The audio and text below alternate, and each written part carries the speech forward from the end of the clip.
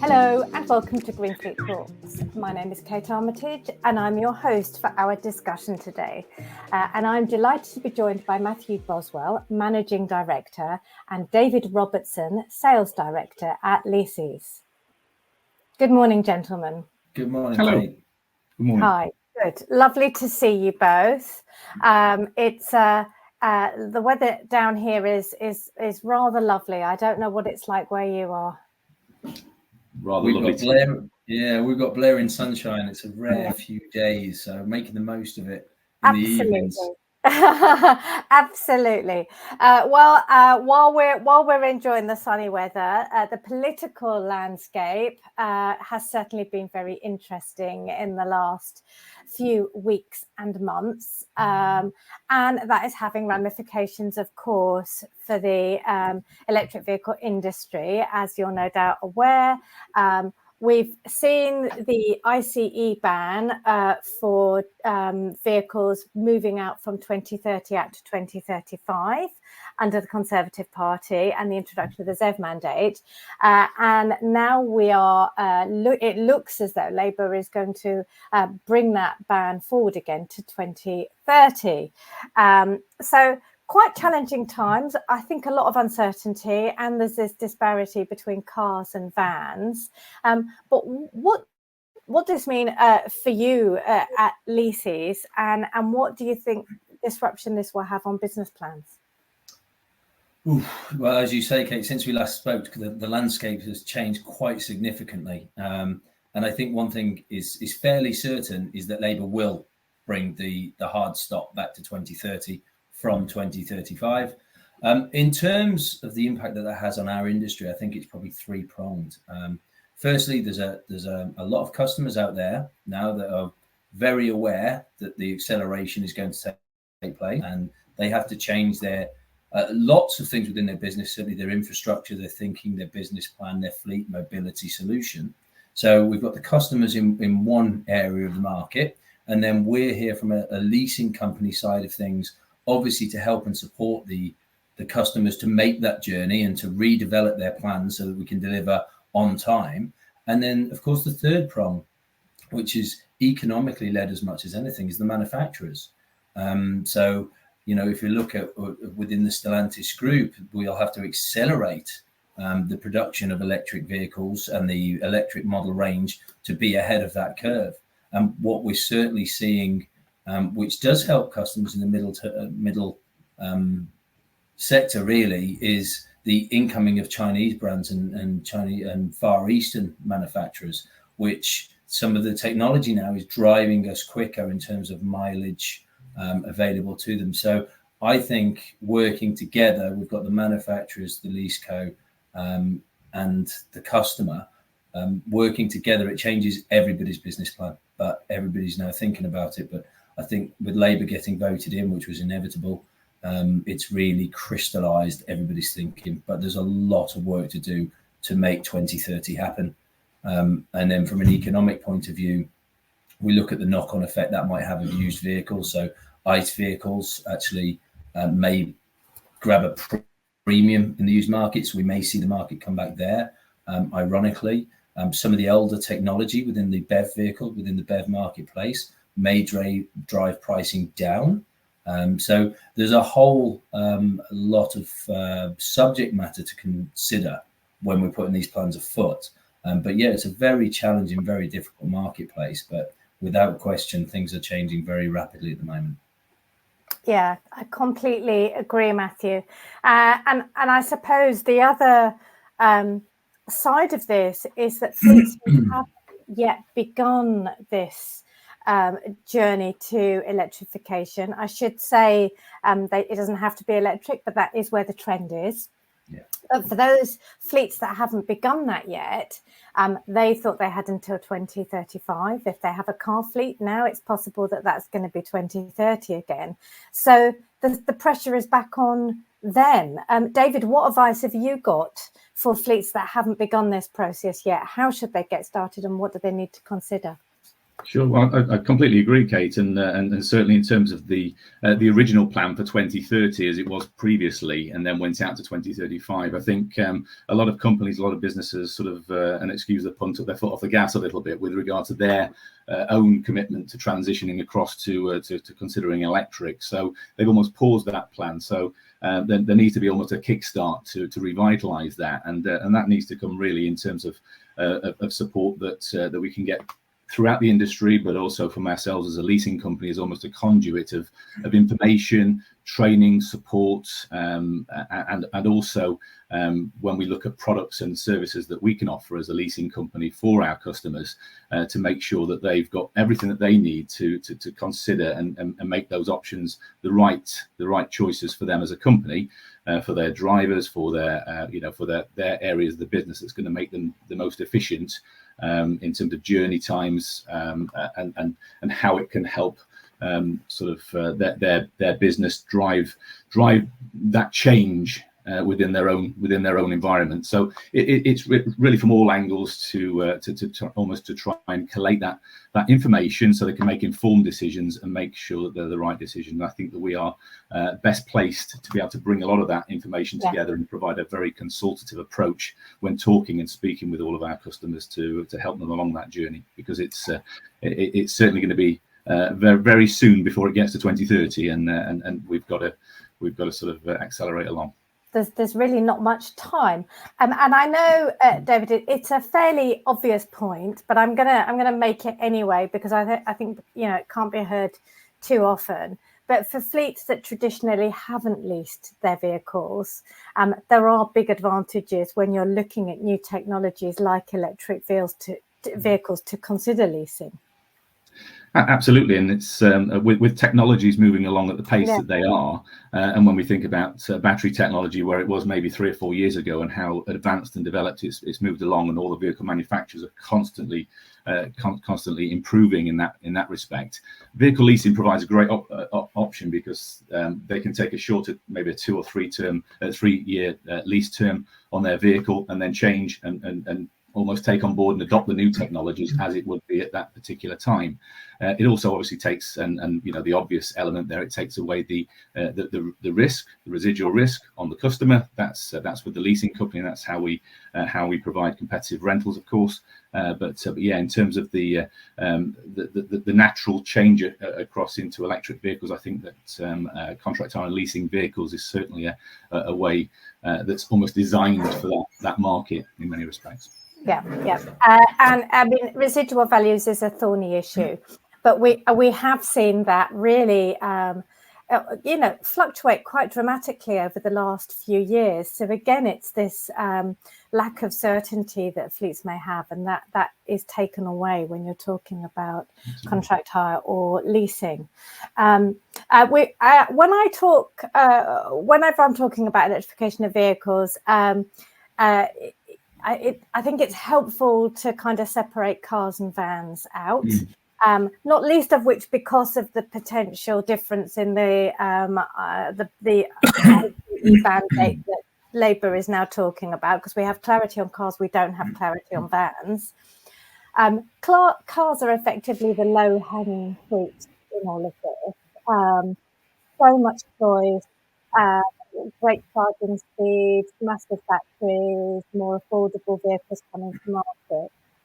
We haven't seen the same kind of uptake on the van side.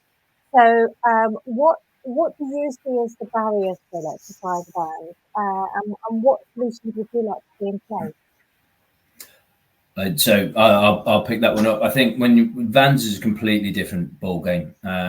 People have completely different requirements. Often vans are returned to a place of work at the end of the day. Therefore, infrastructure on site, insurances, charging points, all come into the mix. There's a lot of considerations for a van fleet to take into consideration. Things like payload, how much distance is required throughout the day. Where are the vans operating? Are there charging points? Is the infrastructure in place? So there's a lot of considerations for a van fleet to take into their thinking. One thing that's great is we have technology and we have data. So the great thing is we have data now, and with a plethora of data. So I would be advising fleets that run vans, multiple vans, to start isolating what their requirements are, to start making a list. Look, this is what our vans do. Understand the nature of them. Understand what they do every day, what the work demands are from each van. Once they have that and they understand what they want, it is time to start planning. Because whilst we don't have, again, certainty in this marketplace, what we do have is a certainty from Labour that it will be accelerated. So this is not going to go away. Technology is now moving substantially with new vans. Range anxiety is becoming less and less and less. Payload capability, spatial capability is getting more and more and more. So we are in a situation, whilst we don't know the end line, we do have enough information to work with customers and help them develop a model that allows them to plan to reach the end line before it arrives, ideally, because it is going to happen. And ultimately, if we get the plan right and commercial vehicles, the operators of commercial vehicles get the plan right, this will long term prove to be a substantial saving to their business. So there's a lot of good that comes out of it, as well as the environment. Economically, it can be beneficial for the end user. I know David spoke about the lack of risk associated to lease, but I would say we are here, and I'm sure other companies in this sector are here as well, to help the end users. You're not expected to have all the answers. That's what we're here for, and we're certainly available to help you. But don't delay. The low-hanging fruit was the cars. The commercial vehicles are much more difficult, but it's achievable if we plan and we do it in a sequential manner. So we're here to help. Yeah. And there is low-hanging fruit in that van market, I would say. Yeah. And I would also add in, Matthew, you're scanning the landscape permanently, seeing what vehicles are coming, and you're able to say, this is what our customers need, this is what they're waiting for, this is what the demand is. Absolutely. Matching those two things up, isn't it?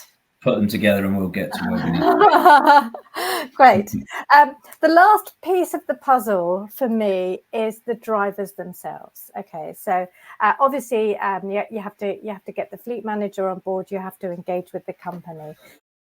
What about the making sure that the drivers have got all the tools that they need to be confident getting behind the wheel, but also to become an advocate of all of this? I guess it's I guess it comes down to sort of education and communication and also training, because when my first experience, I think it's been touched on a previous session, my first experience of driving an electric vehicle, it's quite a change. It's quite a drastic change, and for a user to experience that and understand that and deal with that is quite important. And of course, safety being absolutely paramount and key. It certainly is, from a user's, if you like, experience. It's absolutely training and providing, if you like, solutions and a greater understanding as to the transition into the vehicles there. Also, when we talk about drivers of the vehicles, there are many great solutions out there, and we've just with a partnership with Allstar from a fuel car perspective, can take away some of the anxiety about how payments are made for electricity. So if I'm charging my vehicle at home, how can I claim that electricity back from the company? By working with a fuel car provider, they can take that away and take that payment completely at source, so it never actually touches the user at all. So I think by having a greater understanding and awareness of what's out there to support the drivers and support the our customers and drivers of electric vehicles, it will help that understanding and that transition across, if you like, into an electrified fleet. Yeah, I agree with you, David. And you mentioned the fuel card solution, which is great because it can work across all three, home, work and depot. And if we're talking about winning the hearts and minds of the drivers, if someone is willing to have a charge point put on their driveway and charge their company vehicle up on the driveway, what you really want, as you say, is for that to be as seamless as possible, and ideally for that cost to be reimbursed in a sensible way. Absolutely. Yeah. Yeah, I agree. Right. I think one of the important things, and one of the probably the missing link, is we will see drivers through our communications are much more open to electric vehicles, and we've spoken about the date coming forward from 2035 to 2030. The one thing we don't have is what the government is going to do to support the organisations to force the electrification, and that's the one missing bit. So it's that affordability. So I do think the driver communication is key, and it's okay bringing dates forwards, but actually the one bit we don't have is how are they going to support fleets to make the move to electrification. And that's probably going to be the most interesting development over the coming months. That certainly, when you say scanning the landscape, that's a key milestone that I'm scanning that landscape for. Yeah, I think it's really important. I mean, we're not getting that from government at the moment, and we have definitely heard that the auto OEMs are filtering through the targets that have come from their own ZEV mandate targets to some of their corporate clients. Which, for the corporate clients can be a bit confusing. They're not sure where this is coming from or why. But for any kind of financial incentive or anything that helps those vehicles get to a TCO quicker, or the assurance that they will reach TCO in the coming years would make a massive difference. Yeah, I think there's got to be that comfort blanket offered from an affordability point of view. And also, whilst the government at the moment is pushing the ZEV mandate on manufacturers, actually is the next step of that it reaches a fleet manager, so individual companies, and do they have, does it go the next level down? Is it then pushed into the fleet arena, either via lease cos or end users? But fascinating few months coming up. It is. And Matthew, if we're going to, on the car side, if we're going to get to 100% zero emission by 2030, then it probably will need, greater enforcement on the end user side. We will see. I agree. I agree. But with every you've got the stick and the carrot. You can have the stick, but actually what we haven't got yet is the carrot. I'm really interested to see what the carrot looks like. Yeah. Or the carrots have disappeared. They have. Sounds like the title of another webinar, doesn't it? Let's do that. Great. Okay. Well, Matthew, David, it has been a pleasure talking to you this morning. And thank you, of course, to Leasys for joining GreenFleet Talks. Thank you so much, Kate. Really appreciate it. Thank you, Kate. That is about all we've got time for. Thank you for watching, and tune in to GF365 again soon.